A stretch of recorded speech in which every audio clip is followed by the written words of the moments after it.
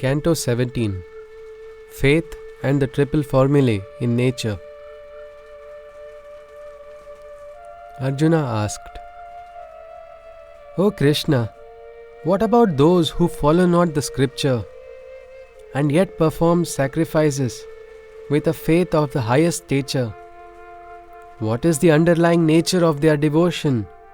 Which of the three, Sattva, Rajas or Tamas, is their action? Sri Krishna replied, A triple combination of the natures, it may be told. Listen, for I shall verily explain their faith threefold. Whichever of the three qualities is dominant, in that being, that nature of faith is predominant. O Arjuna, the faith in every being is distinct, depending purely on the soul's natural instinct. Made up of faith is the inner embodiment living. However his faith is, that way is the being. The men of Sattva offer their oblations to the gods, those of Rajas to the brute beings and wealthy demigods, the beings of Tamas to the restless spirits offer their prayers, and to the deceased beings roaming in the subtle layers. Against the teachings of the scriptures celestial, they perform the austerities violent and bestial, powered by their egos and propelled by arrogance. With restless desires, they pride themselves in ignorance. They torment and torture their physical components, subjecting their bodies to the extreme elements. The crude minds also discomfort the me seated within. Understand such beings to be demonic creatures of sin. Even the foods that are consumed by every creature, depending on liking, are threefold in nature. So too is sacrifice, austerity and charity. Listen to me, for I shall explain with clarity. The men of Sattva prefer the following food. To them all that nourishes and prolongs their life is good. A succulent, smooth and firm diet they choose to adhere. For to their minds and bodies, this type of food is most dear. The men of Rajas very much enjoy consuming all that is bitter, sour, salty, hot, dry and dehydrating.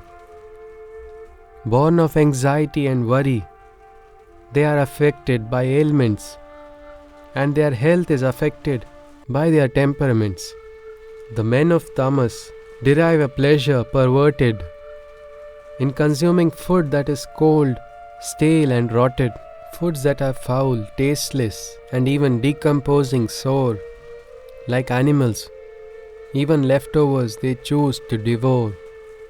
When the sacrifice is performed to the deities and divine lords, without seeking any personal gains or rewards, concentrating and being focused as per scripture and bereft of desire, it is said to be of Sattva nature.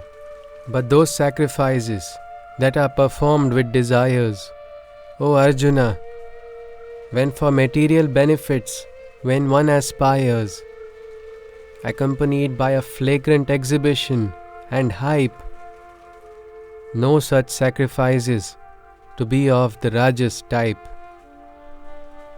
The sacrifices performed against the scripture, without following any proper procedure, devoid of faith, mantras, offerings of food or charity, such a sacrifice is said to be tamas in quality. Worshipping the Godhead, the spiritual master, the man of wisdom, the immaculate, the Brahma's seeker, the liberated, the non-violent and the celibate, all as a way of bodily penance, one can postulate. Uttering words that cause others no disturbance, speaking the truth with kindness and tolerance, studying the principles that the scriptures ancient preach. All these together constitute the penance of speech. With a blissful mind, maintaining a balance and controlling the mind with a resolute silence, thus engaging in the inner cleansing. When a being you find, he is said to be performing the penance of the mind. When the three penances are done together, it is a penance in sattva way altogether, performed with a faith that is the highest, holding no fruitive expectations, not even the slightest. But that penance that is performed outwardly, executed in pride, seeking a glory worldly, is rajas in nature and is primitive and cursory, yearning for adulation. It is unstable and temporary. The penance that is sought by a person deluded, whose intellect has by ignorance been clouded, causing or concentrating with the intention to injure either self or others, is a penance in tamas for sure. An offering in sattva is said to be done, undertaken for the sake of offering, keeping expectations none. Precisely at the right place and moment, the offering is successful to bring forth the betterment of the recipient. It is bountiful. A donation in rajas is said to be effected when unwillingly or with ego it is executed. With hopes of returns is its initiation itself, and causes violence or harm to oneself. A gift of charity in tamas is said to be won when, ignoring the time, place and object, it is done to the receiver's emotions without showing any empathy. With ill will and despise, such a giving is unworthy. Many aeons ago, this triple formula was conceived. By the same sacrifice, the Vedic knowledge was received.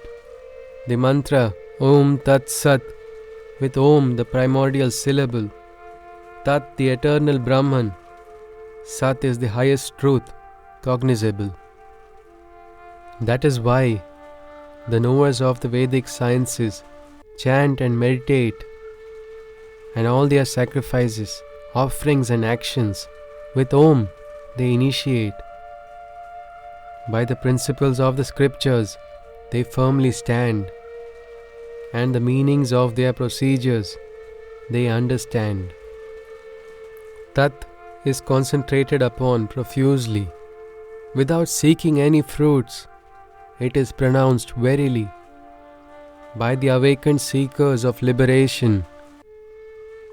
During penance, offerings and sacrificial action, Sat is the all-pervading goodness in existence and is the ultimate truth's significance. O Arjuna, the word Sat is also used to define the best amongst existences, supremely divine. In penance, sacrifice and offering, he who is firm, such a being's actions are in Sat, one can thus affirm. Holding a fundamental view in doing the right actions, performing austerities, sacrificial offerings and oblations, penance, charity and sacrifices by the beings ill-informed, O Arjuna, without faith when they are performed, they are termed asat and detriment the soul's progress, and neither in this nor the next world do they bring success. Thus ended the 17th canto of the Bhagavad Gita, where Sri Krishna elucidated to Arjuna the triple phenomena governing all existences in nature's existence.